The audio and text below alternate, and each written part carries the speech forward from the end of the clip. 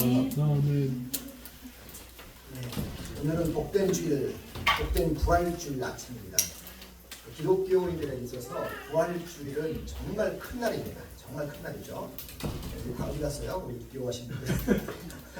네, 사람들은 기독교 하면 떠올리는 게, 예수 안 믿는 사람들이 교회 하면 떠올리는 게 크리스마스밖에 없습니다. 12월 하면 자연스럽게 크리스마스. 그리고 크리스마스는 어떻게 보면은 예수 안 믿는 사람들한테는 초파일하고 똑같은 의미를 말해요. 초파일. 그러니까 석가탄신일처럼 위대한 인물이 하나 태어났구나 이렇게 생각하는 기독교의 명절. 불교의 명절은 초파일, 크리스찬의 명절은 기독교의 명절은 성탄절 이렇게 생각합니다. 사실 세상의 위대한 인물들을 보면 대부분 위대한 인물들은요 전부 다 그 사람이 죽은 날을 기념하는 게 아니라 그 사람이 태어난 날을 기념합니다. 그래서 탄신일이라고 해가지고 그날을 크게 비죠.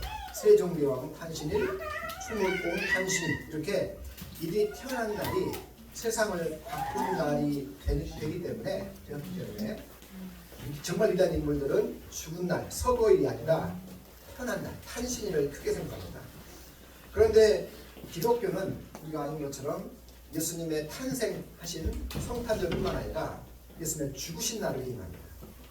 예수님 죽으신 날. 왜냐하면 십자가 죽음이 기독교에서는 정말 중요하기 때문이죠. 그래서 우리가 이번 주간에 지난 주간 동안 고난 주간을 지켰습니다. 그리고 십자가에 돌아가신 날을 성금요일, 굿 프라이데이로 지켰습니다. 왜냐하면 예수님께서 죽으신 날이, 태어나신 날이 아니라 죽으신 날이 세상을 바꾼 날이기 때문에 그렇습니다. 톰 라이트 같은 학자는 예수님의 죽으신 날을 혁명이 시작된 날 이렇게 불렀습니다. 세상을 뒤집어 놓은 날이라고 말하는 거죠. 사람들은 크리스마스밖에 기억을 못합니다. 십자가 죽으신 날 별로 기억하지 않습니다. 게다가 부활절은 아예 꿈도 안 꿉니다.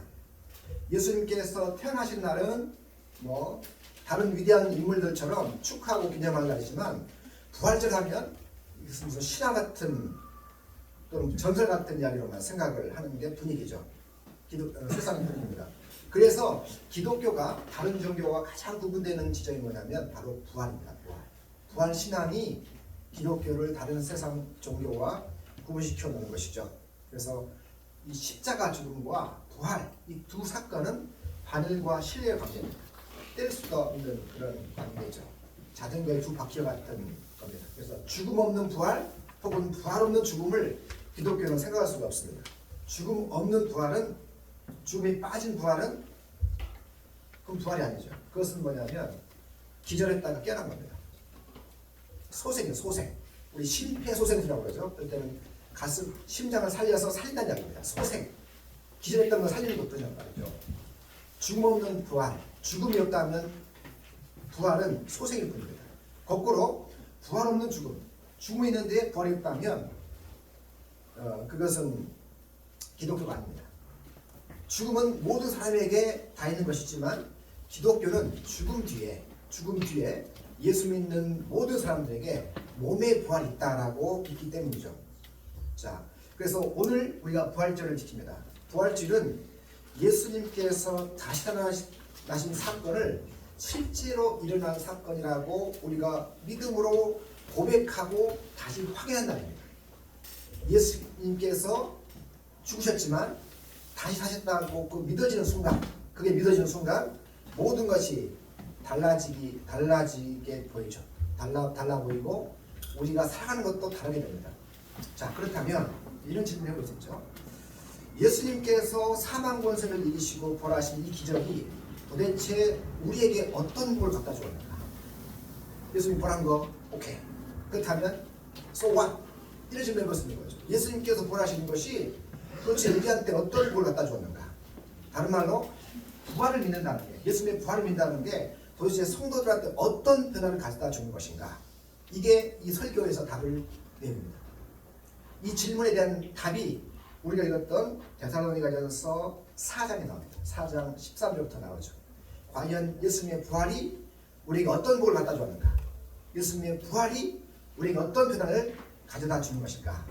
자, 이 답을 주기 위해서는요, 먼저 이 데살로니가 전서를 받게 되는 교회의 상황을 생각해 볼 필요가 있습니다. 데살로니가 성도들은 예수님께서 재림하셨다는 것을 재림하신다고 믿고 있습니다. 또 예수님께서 부활하셨다고 믿고 있어요. 근데 재림이 예수님께서 다시 오신다고 믿고 있는데, 재림이 오기도 전에 성도들이 한 명, 두 명 죽어나가는 거입니다. 주님이 하늘에서 오신다고 하는데 주님의 재림이 오기도 전에 갑자기 집안에 부모님이 떠나가고, 아버지가 세상 떠나고, 또 어떤 분은 질병으로 갑자기 죽게 되고, 어떤 분은 또 순교를 당해서 예기치 못한 죽음을 맞게 됩니다. 다른 분은 또 사고로 죽게 되고, 이런 상황에서 주님의 재림이 온다고 했는데 재림을 맞이하기도 전에 죽은 성도들이 생기잖아요. 그러니까 교회에 있는 성도들이 이 죽은 성도에 대해서 걱정하고 염려를 하게 되었던 것 같습니다. 당시의 이 상황을 보면 세상 종말이 올 텐데, 세상 종말을 살아서 맞이하는 사람이 더 복되다, 더 행복한 삶이다라고 생각했습니다. 반대로 세상 종말이 왔을 때 그때 죽어있는 사람은 조금 불행한 삶이다, 덜 행복하다, 이런 생각이 있었습니다. 그래서 데살로니가 성도들은 예수님의 부활은 믿고 있지만 이 부활이 성도들에게 가져다줄 특권과 복에 대해서는 충분히 알지 못했습니다. 그래서 바울이 뭐라고 하냐면 본문에서, 여러분 부활 믿고 있죠? 부활 믿는 거 좋은데 그 부활에 대해 조금 더 자세히 하십시오, 더 풍성하게 알아가십시오 라고 가르치는 겁니다. 오늘도 우리도 부활에 대해서 더 많이 알아야 됩니다. 예수님의 부활에 대해서, 그리고 우리의 부활에 대해서 더 많이 알고 더 깊이 알아갈 필요가 있습니다. 보통 부활하면 1년에 딱 한 번 부활절날 잠깐 듣는 이야기로 생각합니다. 그리고 이제 부활 이야기를 안 하지도 않고 그냥 또 지나갔다가 1년 지나면 또 부활입니다 하는 것도 또 지나가면 싹 잊어버려요. 성도들은 매일매일 부활을 묵상하고 그 부활의 은혜를 더 많이 매일매일 알아가야 된다는 거죠. 오늘 나는 부활 그 정도는 알고 있다, 이런 분들 오늘 본문을 통해서 이전보다 더 풍성하게 부활을 알아갈 수 있길 바랍니다. 우리 모두가 이 부활이 주시는 복, 부활이 우리에게 가져다주는 이 변화에 대해서 눈을 뜨는 시간이 될 수 있기를 바랍니다. 아멘. 자, 그렇다면 예수님의 부활이 나에게 어떤 변화와 복을 가져다 주었을까? 예수님이 부활하셨습니다. So what? 그 이야기입니다. 그래서 어쨌단 말입니까? 첫 번째, 예수님의 부활이 나에게 어떤 변화를 갖다 줬는가? 첫 번째는 소망을 갖다 주었습니다. 소망. 이게 13절, 14절 말씀입니다. 13절, 4장 13절, 14절 말씀을 같이 한번 읽어보겠습니다. 시작. 형제들아, 자는 자들에 관하여는 너희가 알지 못함을 우리가 원하지 아니하노니, 이는 소망 없는 다른 이와 같이 슬퍼하지 않게 하려 함이라. 우리가 예수께서 죽으셨다가 다시 살아나심을 믿을진대, 이와 같이 예수 안에서 자녀들도 하나님이 그와 함께 데리고 오시리라. 자, 여기 보면 1절에 제일 끝에 13절 제일 끝에 슬퍼하지 말라고 그러죠. 슬퍼하지 말라. 죽은 사람들 때문에 슬퍼하지 말라는 이야기입니다. 합니다. 자는 날 때문에 슬퍼하지 말라고 그러죠. 그런데 이 슬퍼하지 말라는 이 말씀을 자세히 보면요, 성도들 주위에 어떤 사람이 죽음을 맞습니다. 그러면 안 슬픈가요? 슬프죠. 근데 여기 보면 절대 슬퍼하지 말라고 하는 게 아니라 뭐라고 하냐면 13절 보면 바로 앞에 있어요. 소망 없는 다른 이들과 같이 슬퍼하지 않게 함이라 라는 말을 붙입니다. 소망 없는 다른 사람처럼, 어떤 사람이 믿는 성도가 죽었다고 소망 없는 사람들처럼 슬퍼하지 말라 라고 이야기를 합니다. 여기 소망 없는 사람, 소망 없는 다른 이란 말이 나와요. 13절에 이 소망 없는 다른 이는 예수를 안 믿는 사람을 가리킵니다. 당시 데살로니가 성도들과 달리 예수님과 관계없이 살아가는 사람들을 가리켜서 소망 없는 다른 이들, 이렇게 부른 거죠. 이 소망 없다는 표현은요, 소망과 관련된 이야기는 에베소서 2장 12절도 보면은 예수 안 믿는 이방인이라고 해가지고 그때 너희는 세상에서 소망이 없고 하나님도 없었다는 이야기를 합니다. 반면에 그 반대로 베드로전서 1장 3절 보면 예수 그리스도를 죽은 자 가운데서 부활하게 하심으로 말미암아 우리를 거듭나게 하사 산 소망이 있게 하셨다. 산 소망이란 말을 언급합니다. 예수와 관계없는 사람은 소망이 없는 사람, 사람이라고 부르고 예수님의 제자들, 예수를 모시고 사는 사람을 가리켜서 산 소망, 다른 말로 살아있는 소망, 다른 말로 living hope를 가진 사람이라고 일컫습니다. 자, 그렇다면 오늘 본문에 나오는 이 소망 없는 사람, 소망 없는 사람 말이 무슨 뜻일까요? 여기서 이 소망이라는 이야기는 부활 말입니다. 부활. 그러니까 예수 믿는 사람들은 죽어도 살아날 것이라는 부활 소망을 가진 사람들이죠. 그렇기 때문에 예수 믿는 사람을 가리켜서 소망의 사람, 부활의 소망을 갖고 있는 사람이라고 부른 겁니다. 반면에 예수와 관계없는 사람들은 부활이 없기 때문에 소망이 없는 사람이라고 부르는 거죠. 예수님께서 죽었다가 살아나셨다는 사실은 우리에게 소망을 줍니다. 예수님의 제자인 우리에게 주어진 첫 번째 복과 결과는 뭐냐면 우리가 소망의 사람이다. 소망의 사람이다. 자, 우리 주변에 있는 많은 사람들이 왜 좌절할까요? 왜 무기력하게 살아갈까요? 여러분 한번 주의 보세요. 여러분 학교나 직장이나 왜 그 사람들은 이렇게 힘이 빠져서 살아갈까? 왜 이렇게 좌절할까? 그 이유를 가만히 따져보면 결국 소망이 없기 때문입니다. 희망이 없기 때문이죠. 희망이. 앞으로 일이 잘 풀릴 것이라는 소망이 보이지 않으면 사람들은 좌절합니다. 무기력해져 버리죠. 미래가 보이지 않을 때 사람들은 힘이 빠지고 심지어는 목숨을 그냥 버려버립니다. 그래서 소망이 정말 중요하죠. 소망이라는 게 정말 중요해요. 소망의 반대말이 무슨 말일까요? 절망. 절망입니다. 예. 소망 반대가 절망이죠. 예. 절망이라는 말이 무슨 뜻일까? 절망. 국어사전 찾아보니까 바랄 것이 없게 되어 모든 희망을 끊어버린 상태. 바랄 것이 없어 모든 희망을 끊어버린 상태가 절망입니다. 희망, 절망. 절망과 비슷한 말이 뭔지 아세요? 국어 공부합니다. 국어 공부. 절망과 비슷한 말이 실망, 체념, 낭만, 비관, 좌절입니다. 이것도 고세에 나오는 이야기예요. 사람들이 왜 소망이 없어지는지 아십니까? 왜 소망이 사라지고 희망이 사라지는 걸까? 그 이유를 자세히 그 뿌리를 찾아보면요. 그 밑에 뭐든지 아세요? 죽음이에요. 죽음. 자, 이렇게 설명해보죠. 사람들이 왜 취직을 하려고 그럴까요? 여러분 좋은 대학 나와서 왜 취직하려고 그래요? 왜 좋은 대학을 들어가려고 그러죠? 좋은 대학 나오면 취직이 조금 더 잘 될 것 같아서. 그 이야기죠. 결국은 따져보면. 왜 취직을 하려고 그래요? 먹고 살기 위해서죠. 다른 말로 하면 생존. 죽지 않기 위해서입니다. 사람들이 왜 그토록 건강을 관리하죠? 왜 그러세요? 멋져 보이려고? 생존이에요. 생존하고 살기 위해서입니다.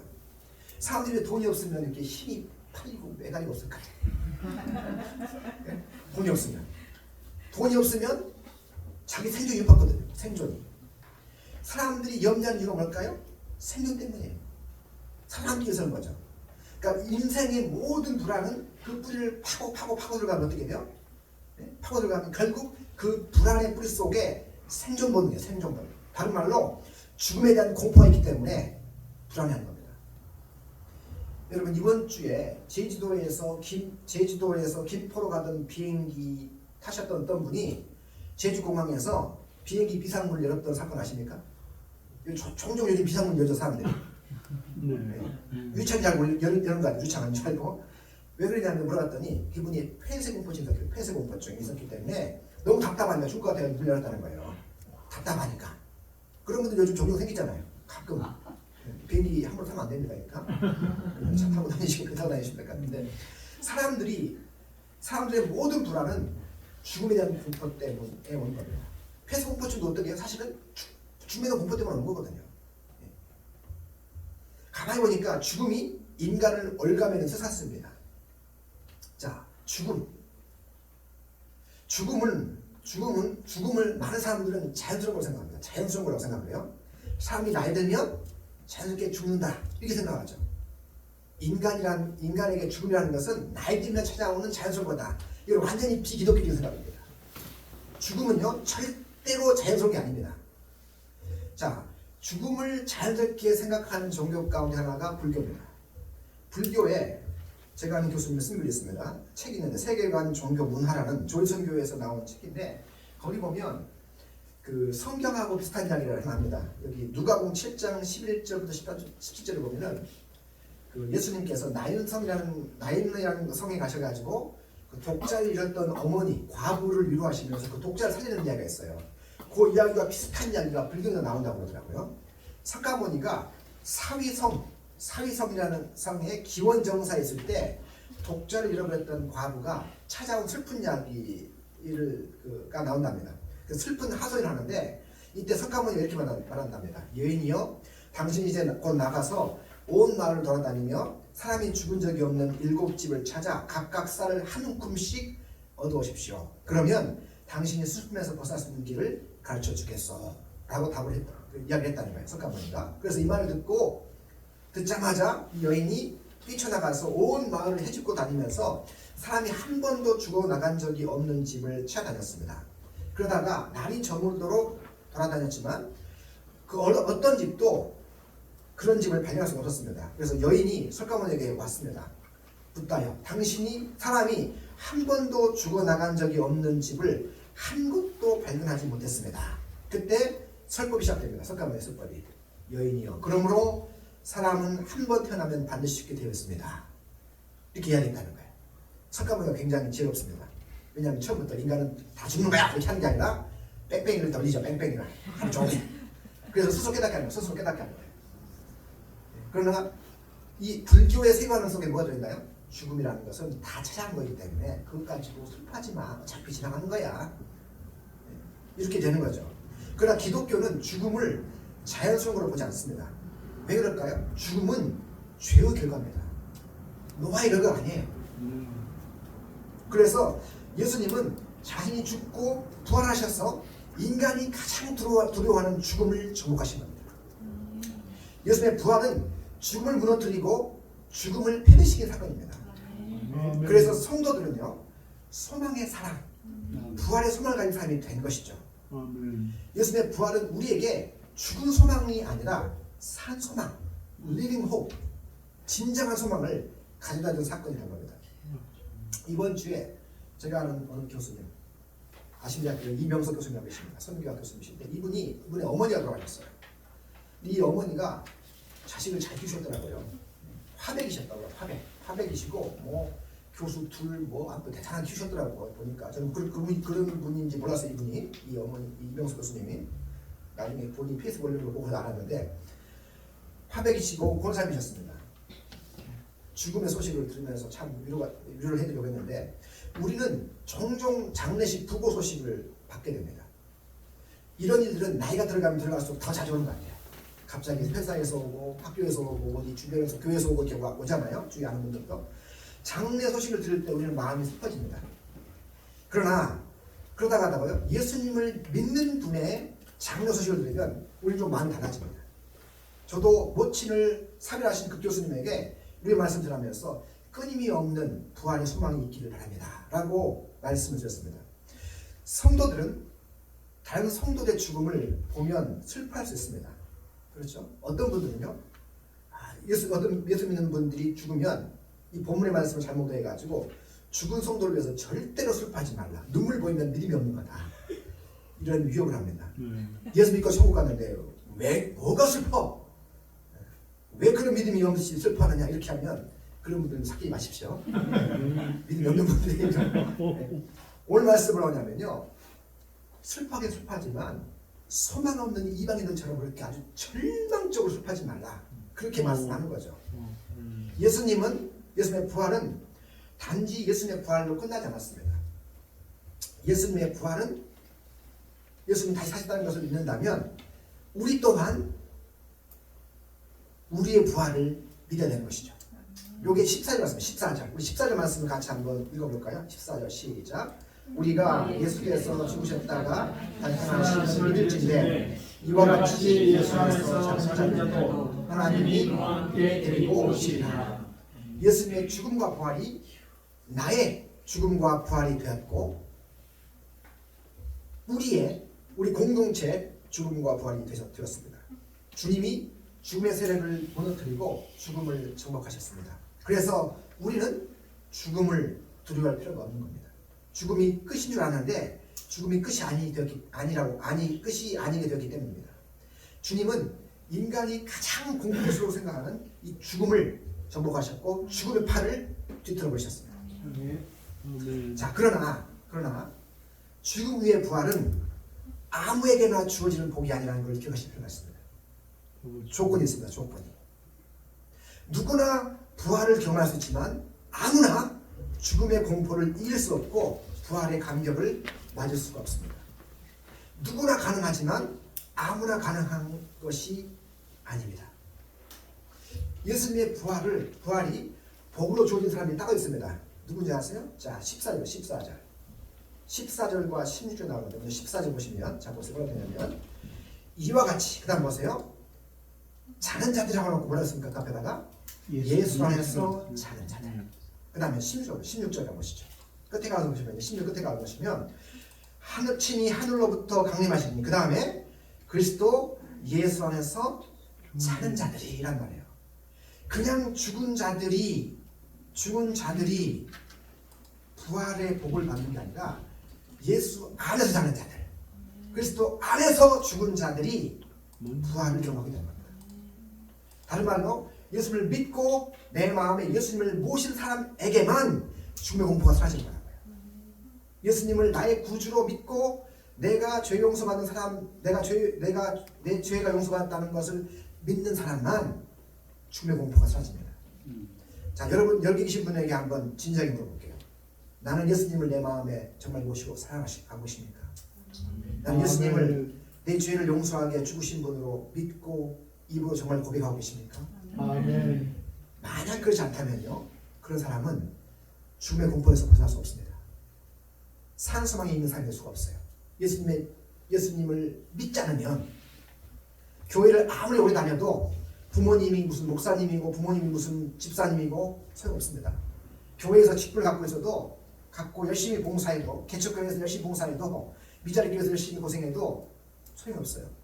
주님을 내 마음에 모시고 주님과 한 몸이 되는 사람에게만 죽음의 공포가 없어질 겁니다. 아멘. 이 부활의 소망이 우리에게 오는 거죠. 자, 첫 번째는 소망이라는 키워드가 있었습니다. 예수님의 부활이 우리가 어떤 변화를 갖다 줬는가? 우리가 소망을 갖다 줍니다. 산 소망을. 두 번째는 이 부활이 가져온 두 번째 결과는 뭐냐면, 변화는 예수님이 온 세상의 통치자가 됐답니다. 예수님이 온 세상의 통치자가 되셨다. 자, 우리 15절, 16절, 17절 조금 깁니다만 짧게 읽어볼까요? 16절, 17절 말씀 같이 한번 들었습니다. 16절, 17절 시작. 주께서 오련과 천사장의 소리와 하나님의 소리로 이 생명을 모두 긍휼하시니 그리스도 안에서 죽은 자들이 먼저 일어나고 그 후에 우리를 하는 자들과 그들과 함께 그쪽으로 끌어올려 예수의 주를 먼저 하게 하시니 그의 항상 주와 함께 있으리라. 네.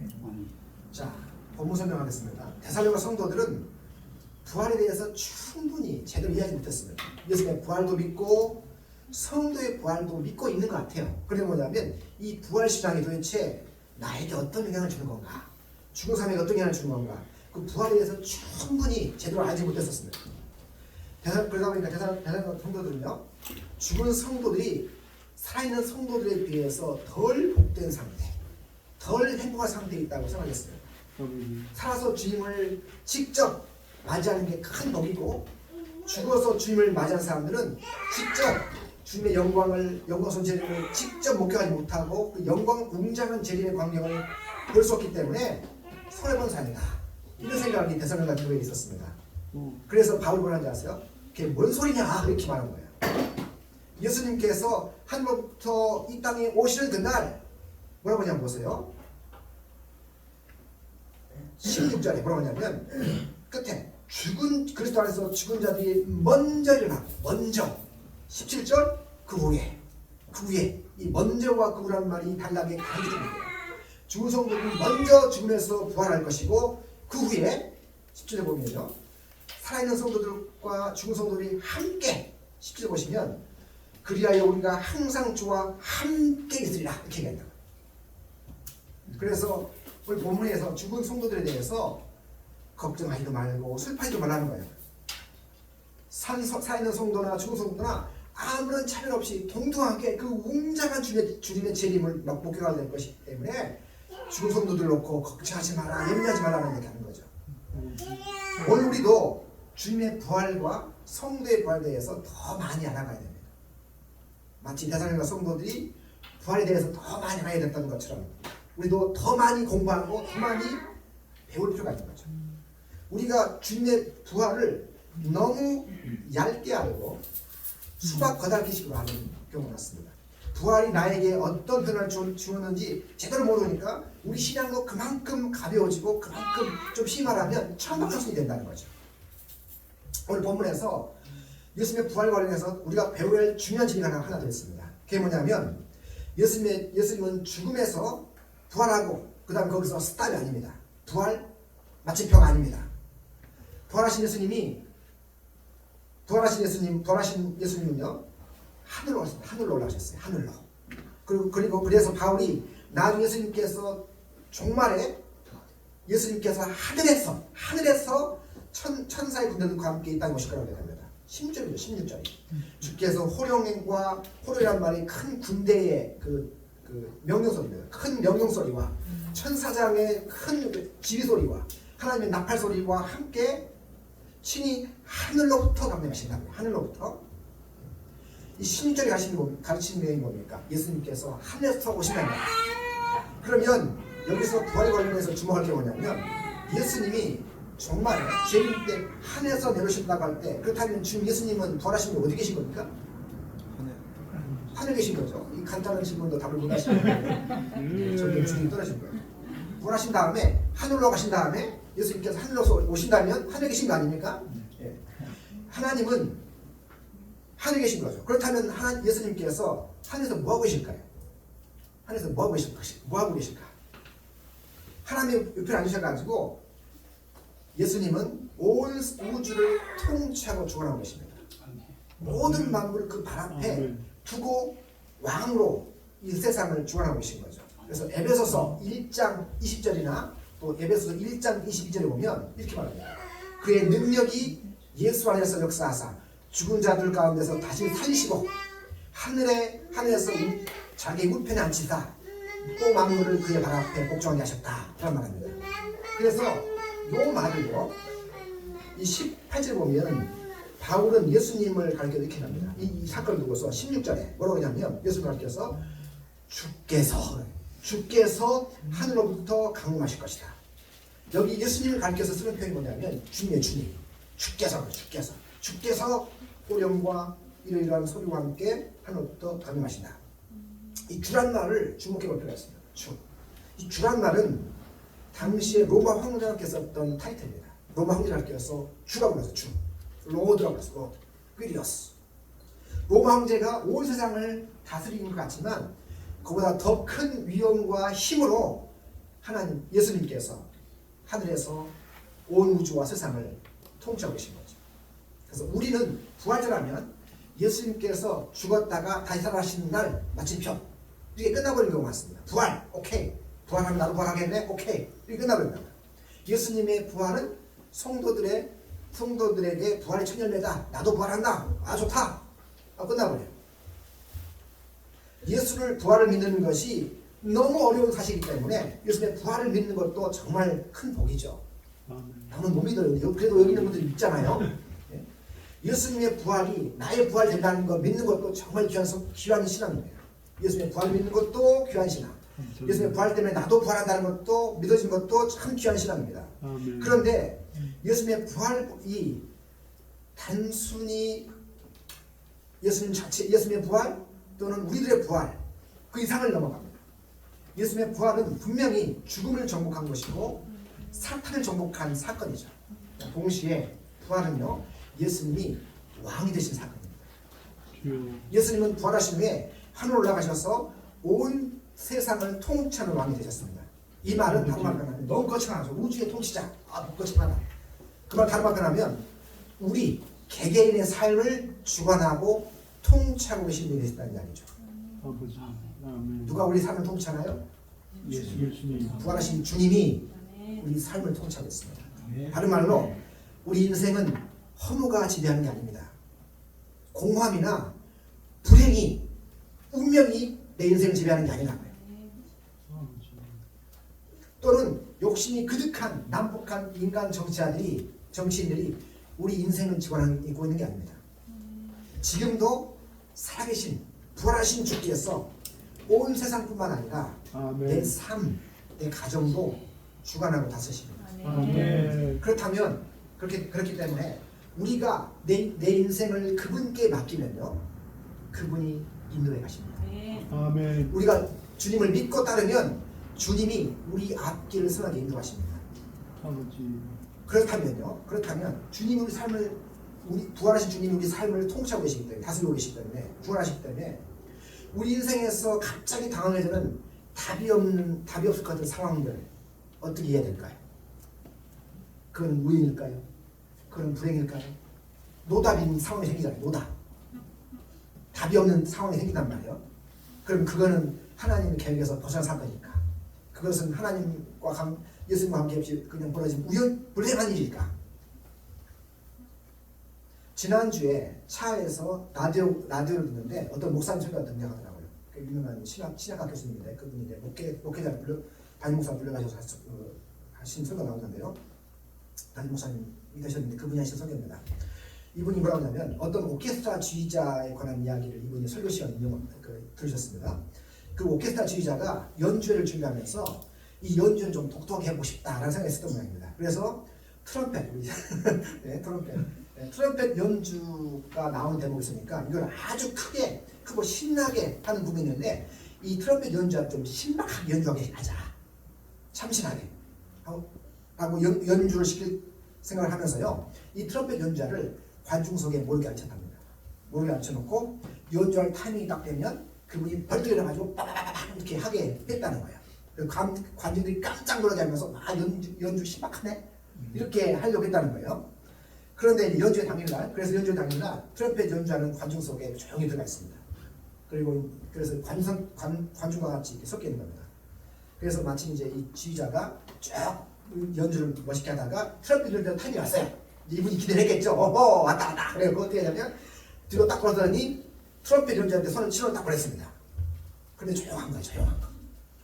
웬일이야? 잘못 봤나? 다시 한번 신호를 딱 보냈습니다. 그래도 조용한 거예요.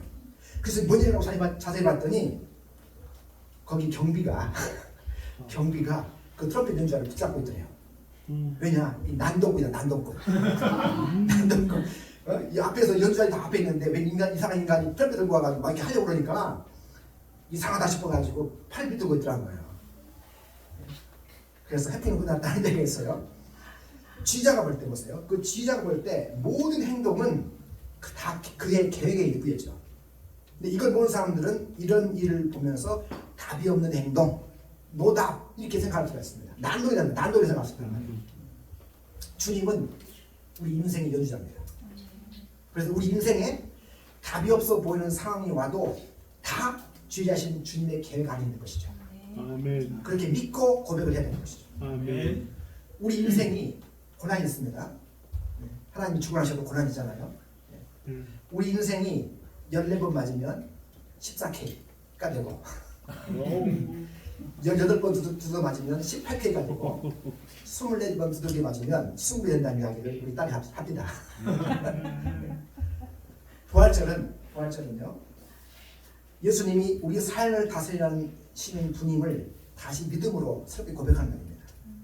그분은 살아계실 뿐만 아니라 하늘 보지 않으셔서 온 세상을 통치하고 계시고 우리 한 명 한 명의 삶을 주관하고 계십니다. 아멘. 그래서 우리 삶을 그분께 맡기면 그분이 맡으시고 우리 삶을 인도해 가십니다. 아멘. 바로 이것이 부활의 풍성한 은혜인 것이죠. 아멘. 사랑하는 교우 여러분, 예수님의 부활 때문에 우리에게 소망이 생겼습니다. 아멘. 산소망, 부활의 산소망이죠.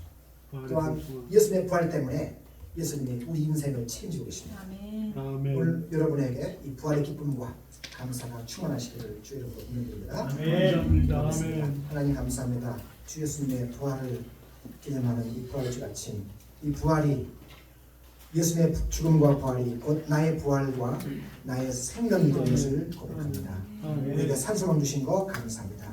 뿐만 아니라 예수님 부활하시고 거로 끝나신 것이 아니라 하늘에 오르셔서 하늘보좌에서 온 땅을 통치하시며 우리 인생을 주관하시며 우리 한 명 한 명의 삶에 개입하신 것을 감사합니다. 우리의 주 되시고 왕 되신 주님이 우리 삶을 이끌어가시니 감사하며 이 길을 갈 수 있도록 우리에게 믿음을 더하여 주옵소서. 예수님 이름으로 기도드립니다.